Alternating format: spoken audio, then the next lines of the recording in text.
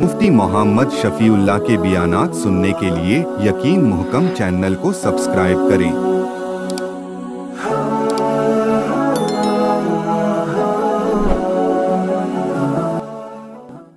नहमदुहु व नुसल्ली अला रसूलिहिल करीम, अम्मा बादु फ़अऊज़ु बिल्लाहि मिनश शैतानिर रजीम, बिस्मिल्लाहिर रहमानिर रहीम।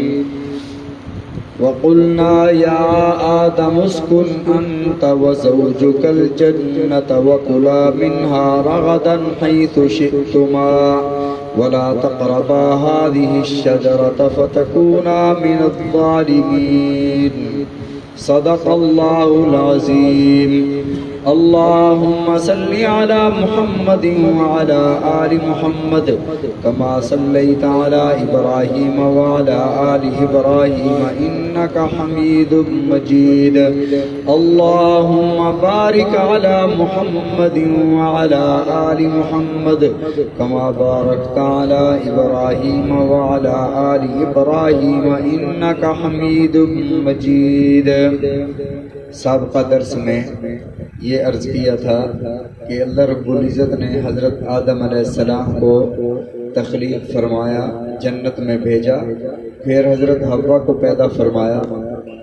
आज के दर्स में उनके जन्नत में रहने को इरशाद फरमाया और अल्लाह ने हुक्म फरमाया कि इस दरख्त के करीब न जाना। जब हज़रत आदम अलैहिस्सलाम जन्नत में तशरीफ़ ले गए, एक रिवायत में तो यह है कि जन्नत में जाने से पहले हज़रत हव्वा को पैदा किया गया। एक रिवायत में है कि हज़रत आदम अलैहिस्सलाम जन्नत में आराम फरमा थे तो अल्लाह रब्बुल इज़्ज़त ने हज़रत आदम अलैहिस्सलाम की बाएं पसली से हज़रत हव्वा को पैदा फरमाया। अब वो पसली ख़त्म हो गई जिससे हज़रत हव्वा को पैदा फरमाया था, या वो पसली बाकी रही? तो फरमाया कि वो पसली बाकी रही। जिस तरह मट्टी से अल्लाह ने हज़रत आदम अलैहिस्सलाम को पैदा फरमाया तो मट्टी मौजूद है, बाकी है, ख़त्म नहीं हो गई। ऐसे अल्लाह ने अपनी कुदरत कामिला से पसली से पैदा फरमा दिया। जब हज़रत हव्वा पैदा हो गई तो फरिश्तों ने पूछा ये कौन है? तो हज़रत आदम अलैहिस्सलाम ने फरमाया ये हव्वा है। फरमाया कि इसको हव्वा क्यों कहते हैं? कहा ये जानदार से पैदा की गई है इसलिए इसे हव्वा कहते हैं। हज़रत हव्वा से पूछा गया कि आपको अल्लाह ने क्यों पैदा फरमाया? तो हज़रत हव्वा ने फरमाया कि अल्लाह ने मुझे हज़रत आदम अलैहिस्सलाम की तरफ इशारा फरमाया कि इनकी तस्कीन के लिए, इनके सुकून के लिए पैदा फरमाया। तो इससे मालूम ये हुआ कि जिस औरत से मर्द को सुकून हासिल न हो रहा हो तो जिंदगी का और उस औरत के साथ रहने का मकसद फौत हो जाता है। मकसद सुकून हासिल करना है। अगर वो औरत आपकी जिंदगी को जहन्नम बना रही है तो वो जिंदगी का मकसद फौत हो जाता है कि वो आपके साथ रह क्यों रही है।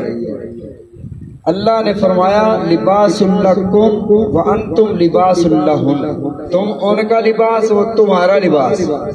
लिबास सतर का काम करता है। सतर औरत क्या मतलब? आपकी सतर छुपाने के काम आता है, जिस्म को ढांपने के काम आता है। लिबास इसलिए फरमाया हर इंसान में कोई ना कोई ऐब होता है, तो मर्द को चाहिए कि वो औरत के ऐबों को जाहिर ना करे, लोगों को ना बताए, और औरत को चाहिए कि अपने मर्द के ऐब लोगों को ना बताए। अगर कोई औरत मर्द का गिला करती है बाहर जाकर तो ये अपने मर्द के ऐब को जाहिर करती है, तो ये लिबास का जो मकसद अल्लाह ने इरशाद फरमाया था वो फौत हो गया। लिबासुल लकुम व अंतुम लिबासुल लहुन, तुम उनका लिबास वो आपका लिबास। आप उनकी बातें पोशीदा रखो, वो आपकी बातें पोशीदा रखें, एक दूसरे का भरम रखो। तो फरमाया कि हजरत आदम अलैहिस्सलाम को अल्लाह ने पैदा फरमाया, जन्नत में रहे। जन्नत में हजरत आदम अलैहिस्सलाम कितने दिन, कितनी सातें, कितनी देर रहे। हजरत इब्ने अब्बास रज़ी अल्लाह ताला अन्हु फरमाते हैं हजरत आदम अलैहिस्सलाम एक साथ रहे। एक साथ का क्या मतलब? असर से लेकर मगरिब सूरज गुरूब होने तक इतना वक्फा रहे, और ये जन्नत के हिसाब से 130 साल बनते हैं। 130 साल एक साथ वो जन्नत में रहे।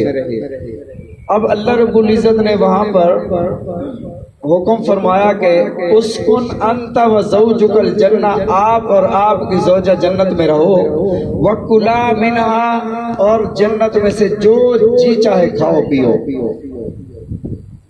حیث شئتما رغدا حیث شئتما، کشادگی سے کھاؤ، کوئی روک ٹوک نہیں ہے، حیث شئتما، جہاں سے چاہو جس درخت سے مرضی پھل کھاؤ، ولا تقربا هذه الشجرہ، اس درخت کے قریب نہ جانا۔ اب اس درخت کی تعین، اس درخت کا تعین نہیں ہے کہ کون سا درخت تھا، نہ حدیث مبارکہ میں کہیں ہے نہ قرآن مجید میں کہیں ہے، صاف اور صراحت کے ساتھ لکھا ہوا ہے کہ وہ درخت کون سا تھا۔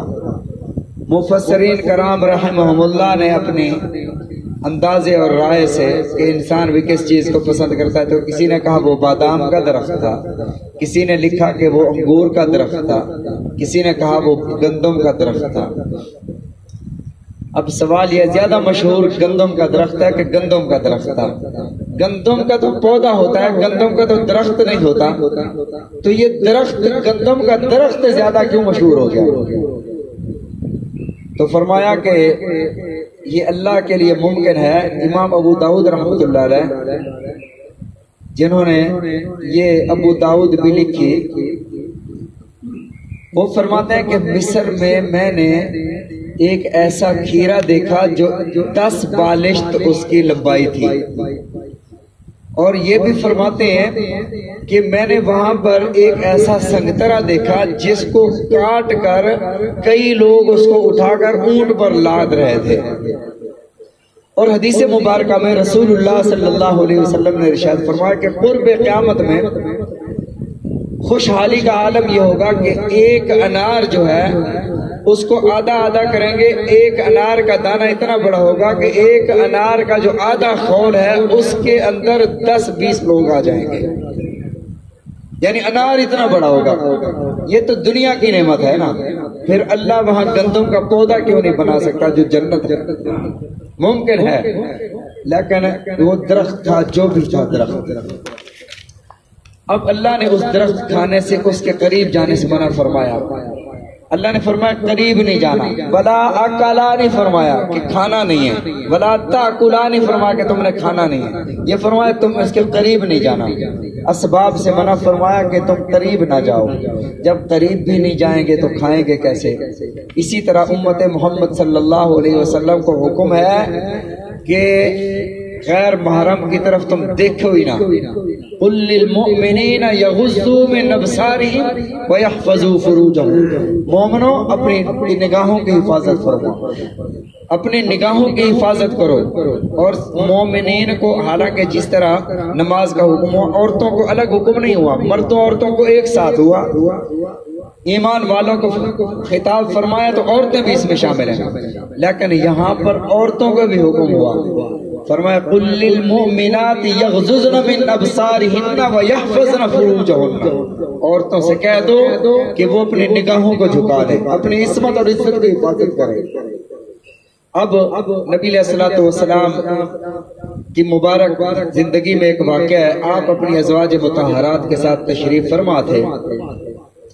حضرت عبداللہ ابن ام مکتوم نابینا صحابی لاٹھی ٹیکتے ہوئے تشریف لا رہے تھے۔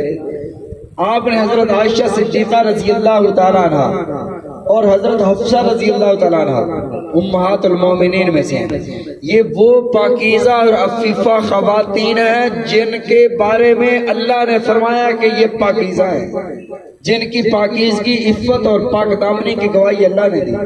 اور حضرت عائشہ صدیقہ رضی اللہ تعالیٰ عنہ کا نکاح اللہ نے آسمانوں پر عرش پر پڑھایا، کسی انسان نے نکاح نہیں پڑھایا۔ نبی علیہ الصلوۃ والسلام نے ارشاد فرمایا عائشہ، حفصہ، عبداللہ ابن ام مکتوم آ رہا ہے، آپ پردہ کر لو۔ عرض کیا یا رسول اللہ ہوا اعمیٰ، وہ تو نابینا ہے، وہ تو ہمیں نہیں دیکھ رہے۔ آپ نے فرمایا وہ نابینا ہے، تم تو نابینی نہیں ہو، اٹھو پردہ کرو۔ معلوم ہوا جس طرح مردوں پر فرض ہے کہ وہ عورت کی طرف نگاہ نہ اٹھائیں، اسی طرح عورتوں کو بھی حکم ہے کہ اپنی نگاہوں کو جھکائیں۔ فرمایا کہ دیکھنا نہیں ہے، جب دیکھیں گے نہیں تو بدکاری کیسے ہوگی؟ پھر آگے کی خرابی نہیں ہوگی جب بنیادی طور پر اس سے دیکھنے پر بھی پابندی لگا دی. تو اللہ نے وہاں پر قریب جانے پر پابندی لگائی. فرمایا لا تقربا هذه الشجرہ، اس درخت کے قریب نہ جانا. اگر گئے فتکونا من الظالمین، تم ظالموں میں سے، نا انصافی کرنے والوں میں سے ہو جاؤ گے. اب یہ گئے کیسے؟ درخت اللہ نے منع فرمایا، ایک وقت کا نبی ہے، اللہ نے براہ راست منع فرمایا، فرشتوں کے ذریعے نہیں فرمایا، جانا نہیں ہے درخت کے پاس. وہ درخت کیسے کھا لیا؟ حضرت آدم علیہ السلام سے پوچھا گیا کہ آدم آپ نے اللہ کی نافرمانی کیسے کر لی؟ فرمایا کہ حوا نے مجھے مزین کر کے بتایا کہ یہ کر لینا چاہیے. حضرت حوا کے دل میں شیطان نے وسوسہ ڈالا. وہ وسوسہ کیا تھا؟ شیطان نے کہا کہ یہ جو درخت ہے نا، اس درخت کا جو پھل کھا لیتا ہے وہ فرشتہ بن جاتا ہے ہمیشہ ہمیشہ، اور جو فرشتہ بن جاتا ہے وہ ہمیشہ ہمیشہ کے لیے جنت میں رہتا ہے. اللہ اصل میں تمہیں جنت سے نکالنا چاہتے ہیں، اسی لیے درخت کھانے سے منع کیا. اگر تم ہمیشہ ہمیشہ اس جنت میں رہنا چاہتے ہو نا، اس درخت کا پھل کھا لو. تم سمجھتے ہو کہ یہ درخت کا کھانا، اس پھل کا کھانا اللہ کی نافرمانی ہے، تو ایسا کرو، یہ درخت اللہ نے فرمایا اس درخت سے نہ کھاؤ، آپ اس سے نہ کھاؤ، اسی نوع کا، اسی جنس کا جو اگلے دوسرے کونے میں کھڑا ہے نا جنت میں درخت، اسی سے کھا لو. اللہ کی بات بھی پوری ہو جائے گی اور تم بھی ہمیشہ ہمیشہ کے لیے جنت میں رہنے والے بن جاؤ گے. یہ شیطان نے وسوسہ ڈالا. اب حضرت حوا آئی حضرت آدم کے پاس. ایک بات تو اس کی ٹھیک ہے کہ ہمیشہ ہمیشہ کے لیے ہم جنت میں رہیں گے، فرشتے بن جائیں گے، اللہ کی بات بھی نہیں ٹوٹے گی، اللہ کے حکم کی خلاف ورزی بھی نہیں ہوگی، ہم جنت میں رہنے والے بھی بن جائیں گے. تو حضرت آدم علیہ السلام نے فرمایا چلو یہ ٹھیک ہے، ہم اس درخت سے نہیں کھاتے، اس درخت سے کھا لیتے ہیں. تو انہوں نے اس درخت سے کھا لیا.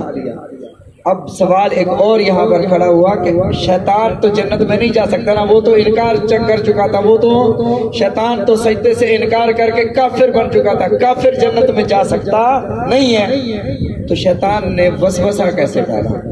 حضرت آدم علیہ السلام اور حضرت حوا کو کیسے بہکایا اور پھسلایا تھا؟ انشاءاللہ باقی کل ذکر کریں گے. اللہ تعالی ہم سب کو سمجھنے کی، عمل کرنے کی توفیق عطا فرمائے. نبی علیہ الصلوۃ والسلام کے فرامین سمجھنے کی، عمل کرنے کی توفیق عطا فرمائے.